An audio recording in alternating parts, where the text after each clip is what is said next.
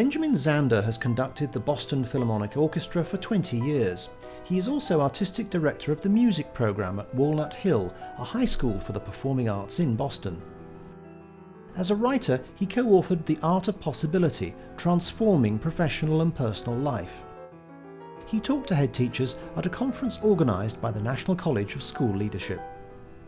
I'm a teacher like you. I teach at the Conservatory in Boston. I have a class on Friday afternoon. People come from all over the world and they're excited to be there and they're eager to learn, you know. But what's really going on, they're saying, am I better than her? Am I better than him? I know I'm better than her. I don't think I'll ever be as good as him. I hope I can be as good as her. They're constantly comparing and they're measuring. And when they come out to play, let's say the violin, it looks as though there's one person playing the violin, right? There are two people. There's the person who's playing the violin, and then there's another person standing behind the person who's playing the violin, whispering in his ear, "You haven't practiced enough." Do you know how many people play this piece better than you do? That difficult passage, you missed it the last time. It's coming right up. You're going to miss it again. That's the voice in the head. And if anybody's saying, what does he mean, a voice in the head? What's he talking about, a voice in the head? That's the voice I mean. Took a moment for you to hear it, right? But that voice keeps talking and talking and talking, and it never stops. You know, sometimes it talks so loudly that it drowns out the music. So my job is to get hold of that voice. And this is how it works. I do it each year. I come into my class at the beginning of the year, and there are about 40 students in my class, and I say, after a little bit of housekeeping, I say, your grade for the year is an A. You're an A. That's your grade. And there's one condition. The condition is that they have to write me a letter in the first 2 weeks of the class, of the year. The letter must be dated the following May, when the class ends. So the date at the top is May 2000 of the next year. And then the letter must begin with these words, "Dear Mr. Zander, I got my A because." Then they have to write a letter describing who they will have become by the following May to justify this extraordinary grade. And I tell them to fall passionately in love with the person they're describing in the letter. And they do. They write about who they would be, who they could be, who they see themselves as if only that damn voice would stop telling them they can't do it. When I come into class, the person I teach is the person that they have described in their letter. You see, I only take A students. Now, there are a few people looking very concerned and saying, how does he do that? Well, the answer is very simple. You can give an A to anybody. You can give an A to a waitress in a restaurant, to a taxi driver. You can give an A to the other drivers when you're driving in traffic. You can give an A to your mother-in-law. You can give an A to your boss. You can give an A to anybody. What happens when you give an A is that the relationship is transformed. This is hard for teachers. I know this is very, very hard. I addressed a group of teachers earlier this year, and one of them came up to me afterwards and said, I like this giving an A. It's sweet, he said. But he said, but it doesn't make, you don't know the students. You don't know them. You don't know their work. So I imagine as the year progresses and you find out that some of them are quite mediocre, I imagine you modify the grade, right? I said, no. And then I tell them about this young girl I met. She's about 15. I said, what's your name? She said, Joy. I said, I beg your pardon? She said, Joy. Now, should her parents modify her name? No, because we don't give children a name as an expectation to live up to. We give children a name as a possibility to live into. The person who understood this perfectly was Michelangelo, and I'm sure you've heard this beautiful thing, but it bears repeating. Somebody asked Michelangelo about sculpting, and he said, oh, sculpting is easy, because you have a piece of marble. Inside the piece of marble is a beautiful statue. All you need is a hammer and a chisel just to get rid of all the stone that's in the way. And then That's actually a theory of education. It's, of course, not the one we use. The one we use, we're up here, the students are down here, and they try to get up and they do their homework and they work hard and they study and they work as hard as they can, and this is as far as they get. This is the gap between their achievement and our standards. And of course they're very manipulative because they know what we want to hear so they can get up a little higher. Michelangelo's model is totally different. It's eye to eye. We each have a hammer and a chisel and we're working to get rid of all that stone that's in the way of that beautiful statue. It's a totally different world. It came home to me very powerfully one day.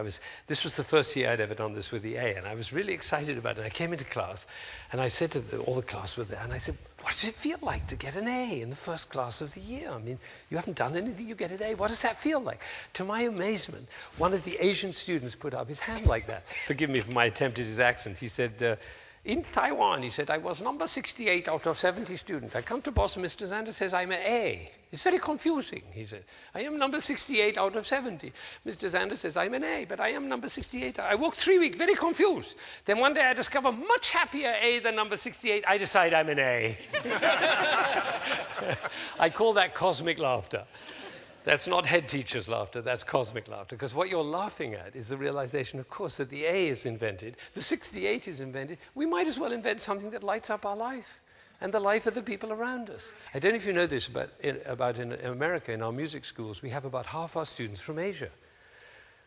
From China and Japan and Korea and Taiwan and Singapore and all these places. And they play fantastically well. They're great. They win the competitions, but they don't speak up in class. And I found out why. I actually asked them. I said, what is this about? And they explained to me. They said, Mr. Zander, you have to understand, in Asia, it's very important to be right. The teacher is always right. And the students try to be right. And as one of these young ladies said, the best way to be right is not to say anything, then you won't be wrong. Now, I believe the exact opposite, which is you cannot learn anything unless you make a mistake. So I tell my students, when you make a mistake, celebrate. And the way to celebrate is like this. How fascinating. It's actually quite difficult. Try it out on the golf course next time you're out. You know why it's difficult is because when we make a mistake, we tend to pull down, the body pull down. Notice the next time you make a mistake, the body pulls down. Now, instead, when it pulls down, you go, how fascinating. It's like this. It's difficult to do, you know. We had a conference of leaders of the music world, you know, heads of orchestras and schools and opera houses and so on. And we had a 3-day conference. And there was a lot of what I call downward spiral speaking. Now, I don't know what the head teacher's downward spirals are, but I'll tell you some of the musical downward spirals. The little old ladies who like classical music, they're all dying, so there's not going to be an audience.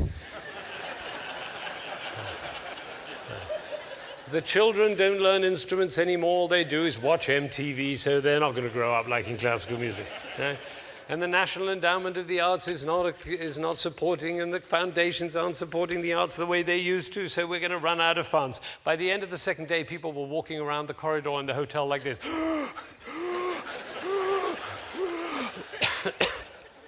Because, you know, everywhere there's downward spiral. You can't get it right. I was looking at the Times this morning, and I thought of bringing it in and showing you how many columns in the Times are downward spirals. It's amazing. Every column is a downward spiral. Of course, the stock market, that's a downward spiral. Downward spiral. Also upward spiral. Upward spiral and downward spiral are actually the same thing. Because wherever you have a winner and a loser, you automatically have a downward spiral. So, of course, sports is full of downward spiral, but it doesn't matter in sports because we all go out for a beer afterwards. Yeah. But our educational system is based on a downward spiral because there's nowhere to go from an A but down.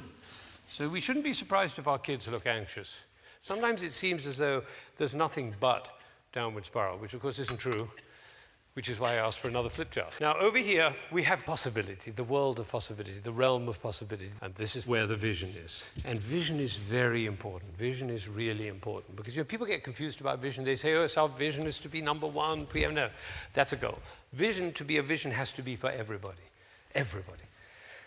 At this conference, somebody stood up in front of the whole group and said, 3% of the population likes classical music. If we could move it to 4%, our problem would be over. I say everybody loves classical music, they just haven't found out about it yet.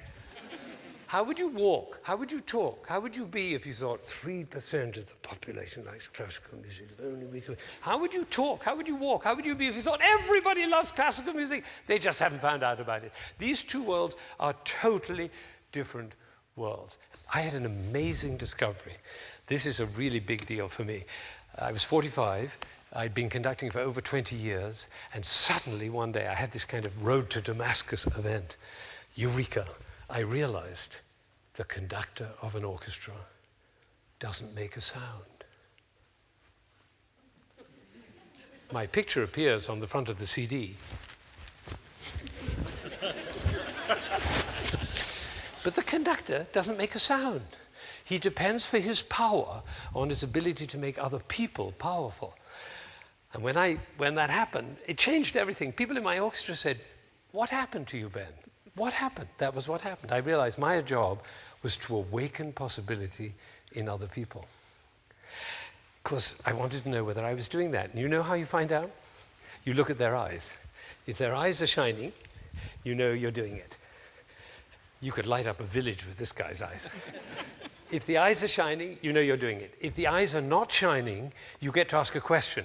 Who am I being that my player's eyes are not shining? We can do that with our children too.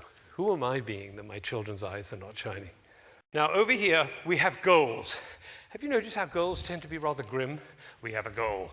It's a rather grim pursuit. We have to make the goal.